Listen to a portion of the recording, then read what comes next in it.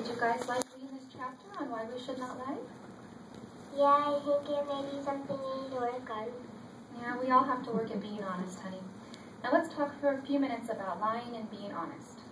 Paris, can you tell me what a lie is? Something that's not true. That's right. You're lying when you tell somebody something that is not true because you're trying to fool or deceive them on purpose. You also lie when you say you'll do something and you don't do it, like breaking your promises. Now the opposite of lying is being honest. Easton, can you tell me what being honest means? Telling the truth. Yes, son, very good. An honest person speaks truth. They're known for being kind and fair, and because of this they have a good reputation. Those are all good things. But nothing good comes from lying.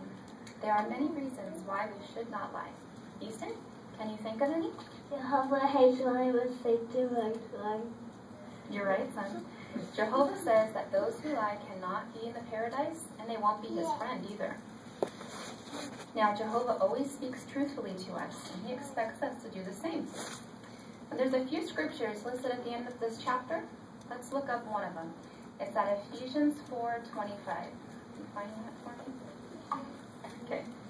Ephesians 4:25, and Mom will read that one, okay? It says, "Wherefore now that you have put away falsehood, speak truth, each one of you with his neighbor, because we are members belonging to one another." So Paris, what do we learn from this verse? To speak truthfully with their neighbors. Very good. Now another scripture we can look up is at Colossians 3:9. Paris, do you want to read this one, honey? Yeah. Okay. Colossians 3:9, yeah? Yeah. Okay. It says, "Do not be lying to one another, strip off the old personality with this habit." Very good. So we learn that Jehovah wants us to speak truthfully with those around us and to not be lying. Now, Paris, besides being obedient to Jehovah, can you think of any other reason why we want to be honest and truthful? If we lie, we disappoint other people and they can't trust you and we don't feel very good. That's right. I know I feel hurt and disappointed when I am lied to, and I know you both do too. Now, when we lie, we cannot be trusted, and people will wonder if anything we say is true. Now, you said you don't feel good inside. That's because when you lie, it bothers your conscience. Your conscience is that little voice in your head that warns you before you do something. Says, this is not a good idea, this is wrong. So Jehovah gave us this conscience to protect us. And when we listen to it and do the right thing, we feel good inside. Now, there's one other scripture I remember about being honest. Paris, you might remember this one. You memorized it when you were really little. Do you remember what Hebrews 13:18 says?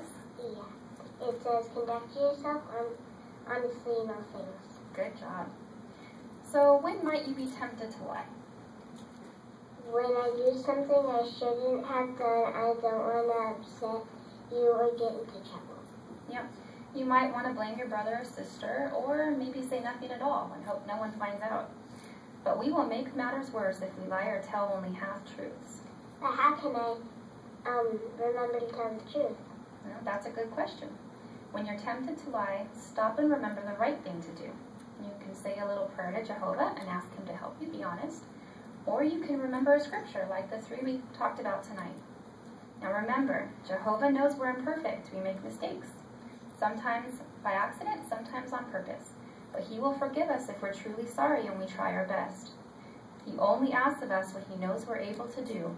So when he tells us to be honest, to keep our word, he knows we can do it, whether we're old or young. So how can you apply what we learned tonight? Even though it may not be always easy, Jehovah will help me to be honest, so I will try my best to tell the truth. What about you, son?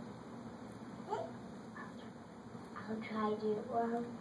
That would make us very happy. Good job, you guys. Now let's get ready for bed.